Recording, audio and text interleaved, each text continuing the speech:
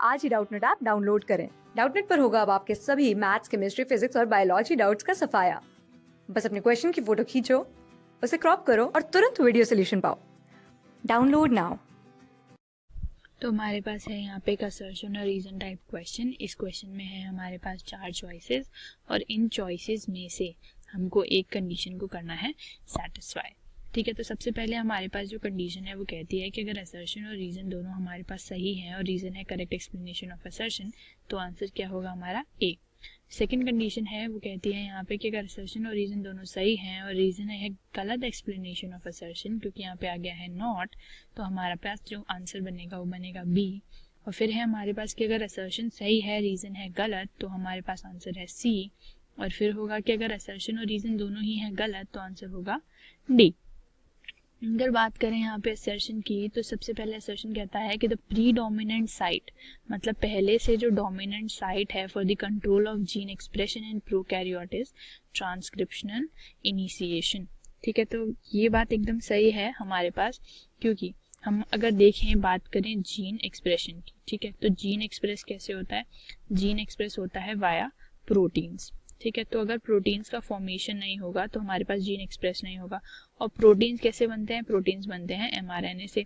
जब एमआरएनए की एक्टिविटी होती है राइबोसोम के ऊपर, और राइबोसोम में आके जो हमारे पास टीआरएनए है वो अटैच करते हैं।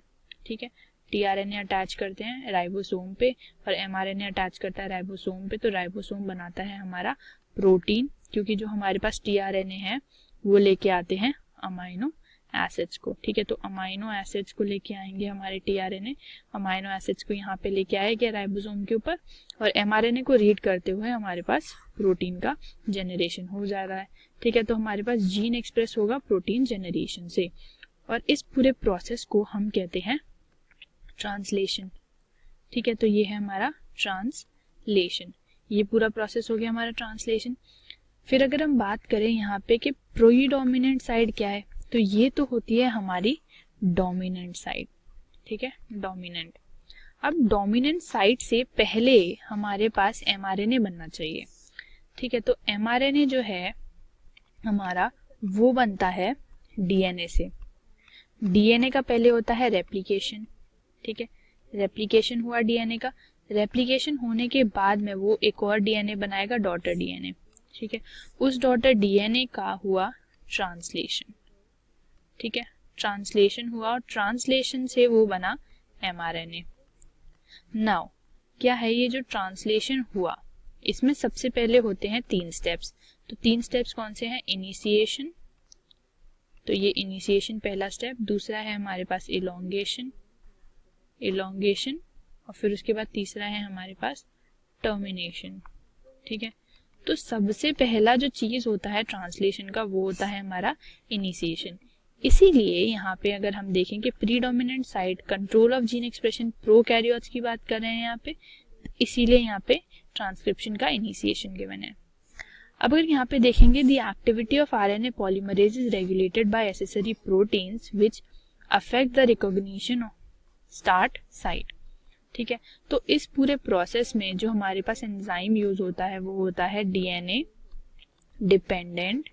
ठीक है, क्योंकि डीएनए पे वो करता है डिपेंड, और होता है आरएनए पॉलीमरेज, क्योंकि वो आरएनए बनाता है। ठीक है, तो ये है हमारा एंजाइम जो कि है डीएनए डिपेंडेंट आरएनए पॉलीमरेज। क्यों? क्योंकि यहाँ पे डीएनए पे डिपेंड होके हमारा आरएनए बन रहा है। ठीक है, तो ये जो एंजाइम, इसीलिए इसका नाम ऐसे रखा गया है कि डीएनए डिपेंडेंट आरएनए पॉलीमरेज। हमारे पास जो आरएनए पॉलीमरेज है वो रेगुलेट करता है बाय एसेसरी प्रोटीन्स। तो ठीक है, उसको रेगुलेट करने के लिए किसी भी चीज को हमें प्रोटीन्स की जरूरत पड़ती है, यहाँ तक ठीक है। और ये अफेक्ट करता है रिकॉग्निशन की स्टार्ट साइट को। ठीक है, तो अगर हमें इनिशिएशन फैक्टर्स नहीं मिलेंगे, जो कि है यहाँ पे सिग्मा, अगर ये फैक्टर नहीं मिलेगा हमें इस पॉलीमरेज को, तो ये स्टार्ट कैसे होगा? और ये फैक्टर प्रोटीन्स रिकॉग्नाइज करेंगे। तो हमारा यहाँ पे रीजन भी एकदम सही है, तो असर्शन भी सही है, रीजन भी सही है। और अगर हम बात करें यहाँ पे दोनों ही जगह बात हो रही है हमारे स्टार्ट की और यहाँ पे हो रही है इनिशिएशन की, तो रीजन भी हम देखते हैं कि इफेक्टिवली एक्सप्लेन करता है हमारे असर्शन को। तो हमारा जो आंसर यहाँ पे बनता है वो बनता है आंसर ए। जिसमें कहा जा रहा है कि असर्शन भी सही है, रीज़न भी सही है और रीज़न है एक करेक्ट एक्सप्लेनेशन असर्शन का। तो आंसर हुआ ए।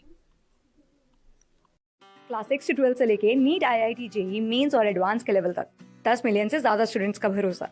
आज ही डाउनलोड करें डाउटनेट ऐप या व्हाट्सएप कीजिए अपने डाउट्स 8400 400 400 पर।